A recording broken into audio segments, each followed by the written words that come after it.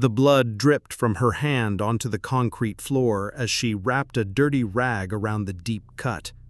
"I'm fine," she lied, glancing nervously at the manager's office.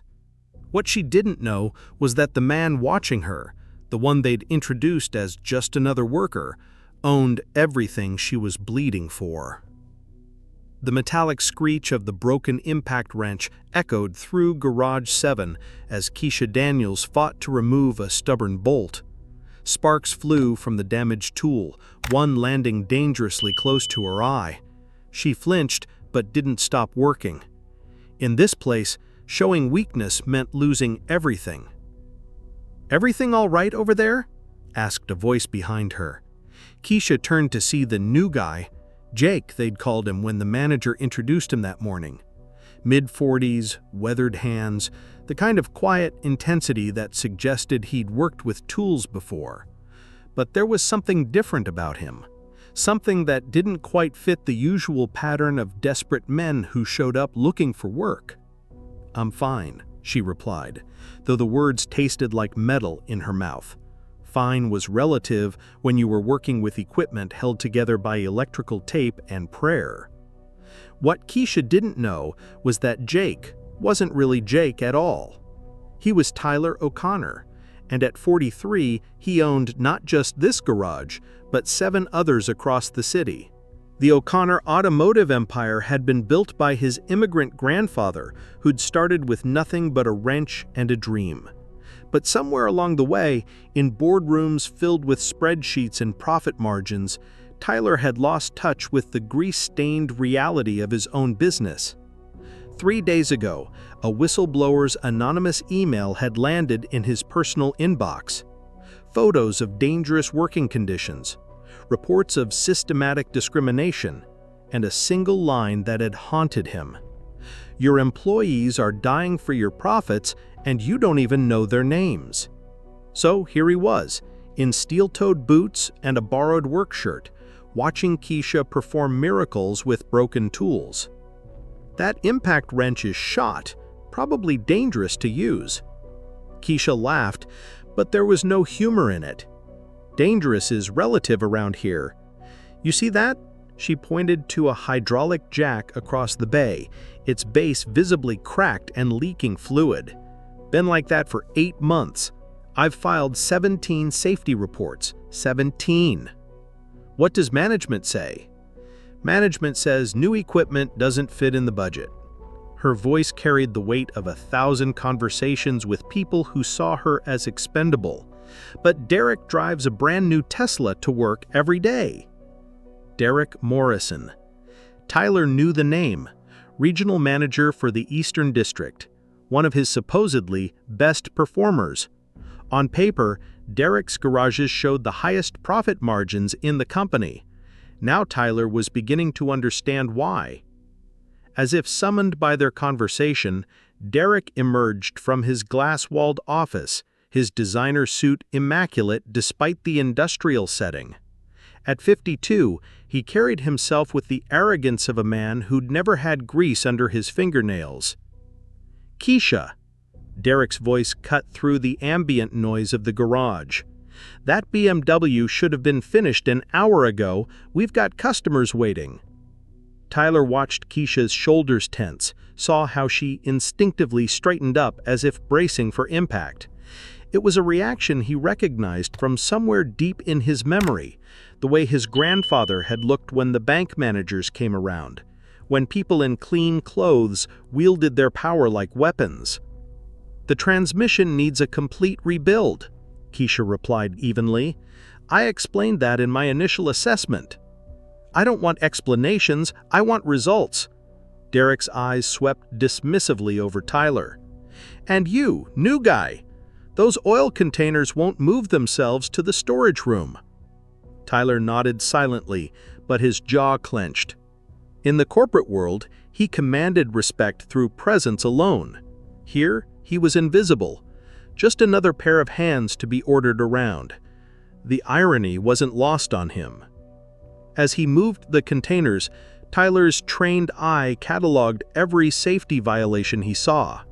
Frayed electrical cords snaking across wet floors, chemical containers without proper labels, an eyewash station that looked like it hadn't been serviced in years.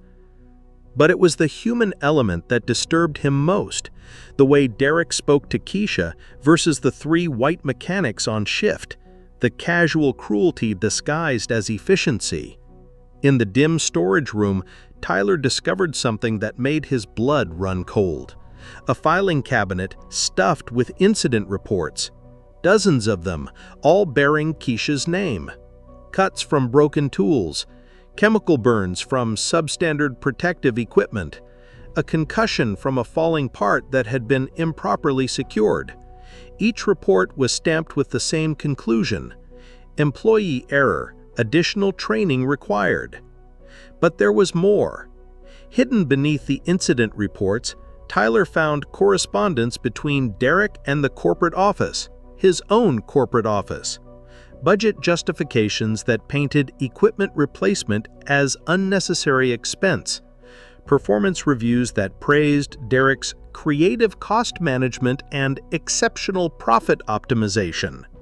His own CFO, Logan Chen, had signed off on every single cost-cutting measure. His hands shook as he photographed the documents with his phone. How long had this been happening? How many Keishas were there across his other garages, bleeding for his profit margins, while he sat in board meetings celebrating record quarterly earnings? When he returned to the main floor, he found Keisha on her back beneath a sedan, working in the narrow space between the car and the concrete. The hydraulic jack supporting the vehicle made an ominous creaking sound with every movement. "That doesn't sound safe," Tyler said. "Nothing about this job is safe," came Keisha's muffled reply.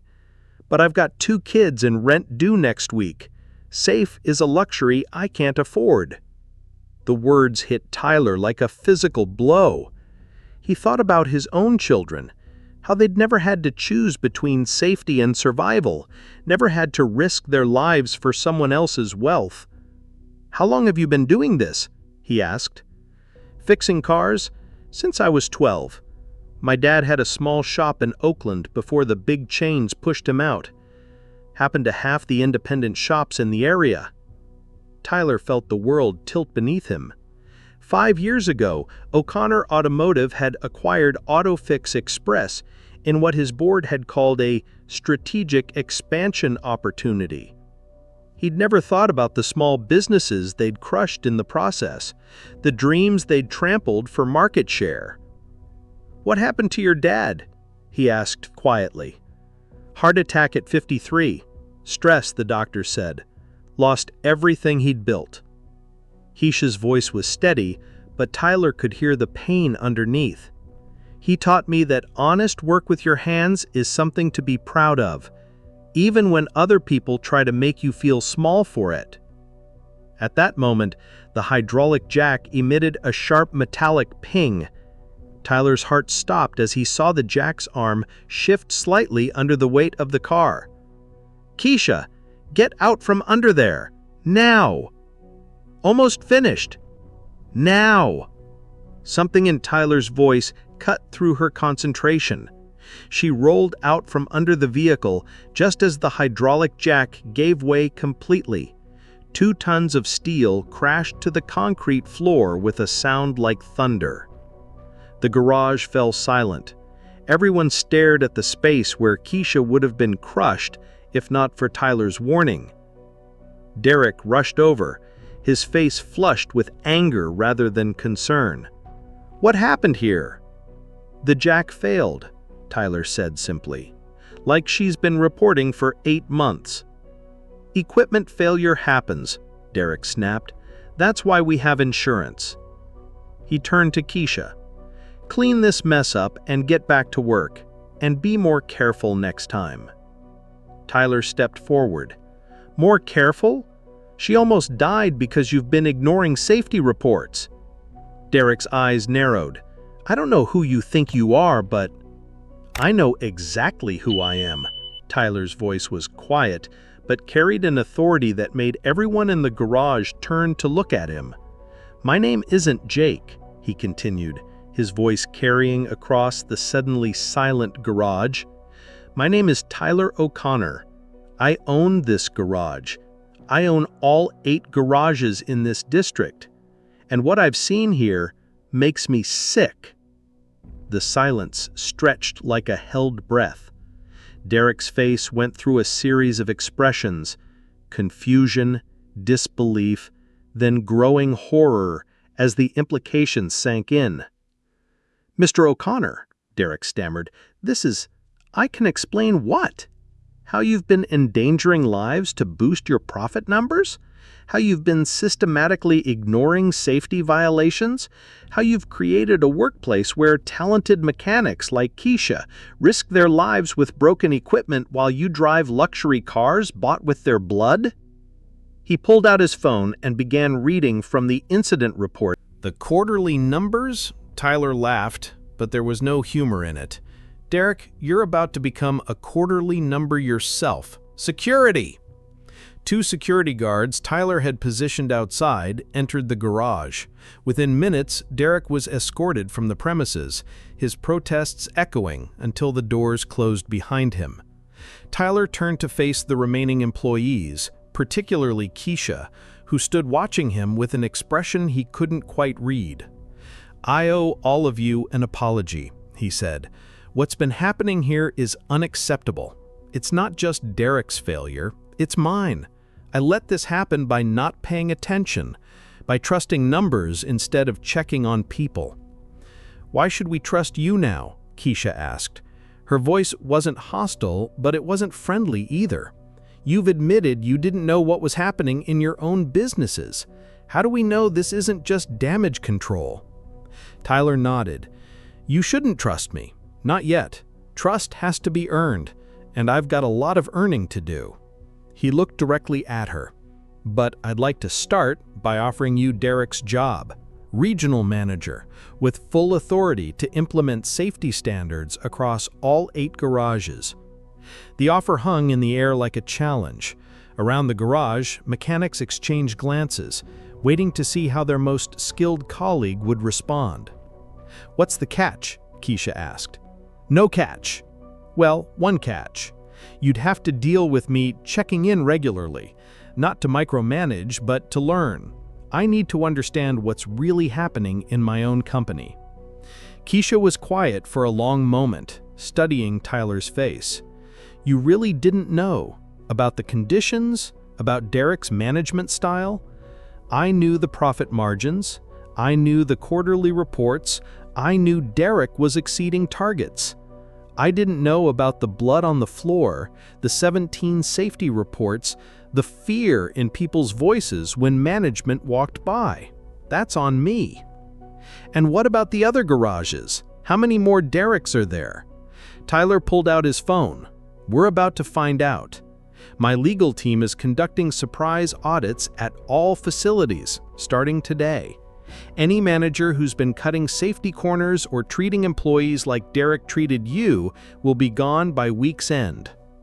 Over the next several days, Tyler learned the full scope of the problems in his company. 3 more managers were terminated for safety violations. 2 facilities were temporarily closed for equipment replacement. The financial cost was enormous, over $2 million in the first quarter alone. But something else happened that Tyler hadn't expected. Word of the changes spread quickly through industry networks. O'Connor Automotive began receiving job applications from top mechanics who had previously looked elsewhere. Customer satisfaction scores improved dramatically. Productivity, rather than declining, actually increased as workers no longer had to waste time working around broken equipment. 3 months later, Tyler stood in the renovated Garage 7, watching Keisha train a new class of apprentice mechanics. The space was unrecognizable: state-of-the-art equipment, proper lighting, safety stations that actually worked. But the biggest change was in the people. The fear was gone, replaced by something Tyler almost forgotten his company could inspire: pride. "The new hydraulic systems are rated for 3 times the load we'll ever need," Keisha was explaining to her students. "But more importantly, They have automatic safety shutoffs and pressure sensors. Equipment like this doesn't just protect you, it respects you. After the training session, Tyler and Keisha walked through the garage reviewing the week's operations. Productivity is up 18%, Tyler noted, reviewing the metrics on his tablet. Customer complaints are down to nearly zero.